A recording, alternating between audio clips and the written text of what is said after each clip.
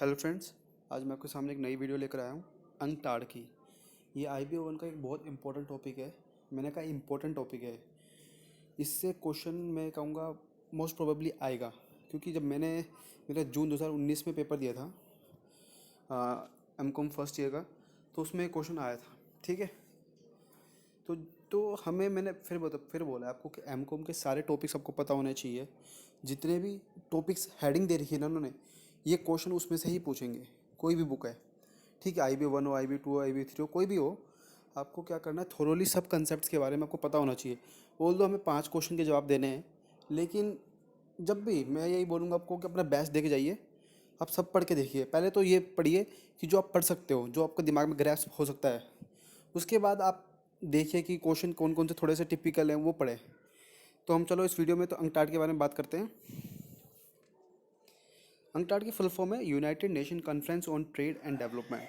ठीक है, बेसिकली इसकी पहले तो हम लाइन में पढ़ेंगे, इसका बताएंगे कि काम भी क्या है, इसका क्या है, सब कुछ पढ़ते हैं। पहले इसका फुल फॉर्म ये है। ठीक है, ये कब स्टैब्लिश्ड हुआ था? 1964 में स्टैब्लिश्ड हुआ था।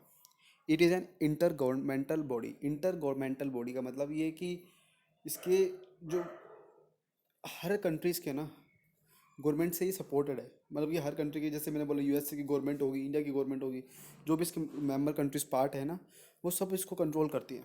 ठीक है, it's a principal body of UN assembly, deal with trade, investment and development issues. अब ये UN असेंबली की एक बहुत इंपॉर्टेंट प्रिंसिपल बॉडी है, जो कि किस किस पे काम करती है? ट्रेड हो गया, इन्वेस्टमेंट हो गया एंड डेवलपमेंट पे हो गया। 4 साल में इसकी एक बार तो मीटिंग होती है, जिनेवा स्विट्जरलैंड में इसका हेडक्वार्टर है। अब मेरी बात सुनिए, अब कुछ कुछ क्वेश्चन ऐसे होते हैं जो कि हमें बिल्कुल टिपिकली सारा कंसेप्ट पता होना चाहिए। किसी क्वेश्चन होते हैं कि थोड़ा बहुत हमें याद करना पड़ता है, ये याद करने वाला क्वेश्चन है।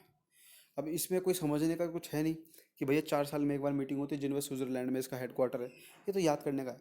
आप इसको एक दो बार लिखोगे। जब भी मैं करता था ना अपने टाइम में काम, तो मैं इतने बड़े बड़े वो नहीं बनाता था नोट्स, क्योंकि एक क्वेश्चन में ही सारा टाइम निकाल दूंगा और तो याद करना मुश्किल हो जाता था।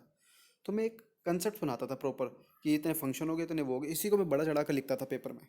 तो आप भी वही कीजिए।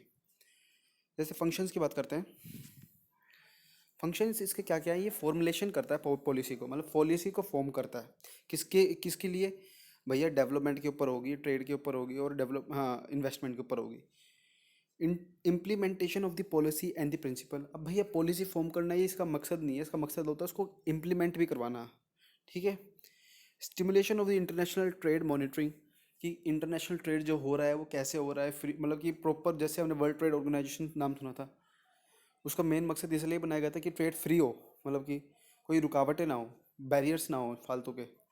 ठीक है, तो यही सब चीज़ें मॉनिटर करता है ये। Cooperation of the international institution.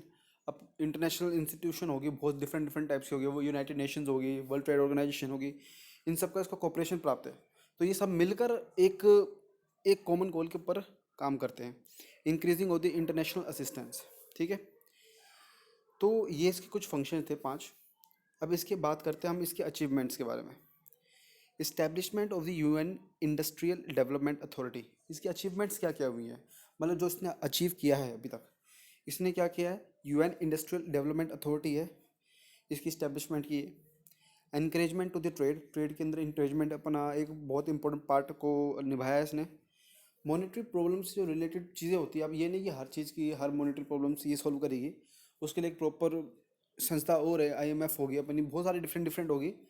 But जो डेवलपमेंट, जैसे डेवलपमेंट हो गया अपना, कुछ हद तक इन्वेस्टमेंट, ट्रेड, इनसे रिलेटेड चीज़ें हैं ना, उसकी मॉनेटरी प्रॉब्लम को ये दूर करेगी।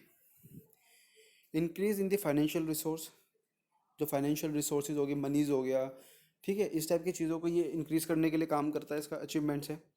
Establishment of the journal fund. Journal fund होता है एक ऐसा फंड जिसमें से किसी ज़रूरतमंद बंदे को ज़रूरत पड़े, जिस कंट्री को, तो वो अपना उसमें से हिस्सा ले सकता है। ठीक है, एक लोन टाइप होता है। तो ये कुछ पॉइंट्स थे अंकटाड के ऊपर।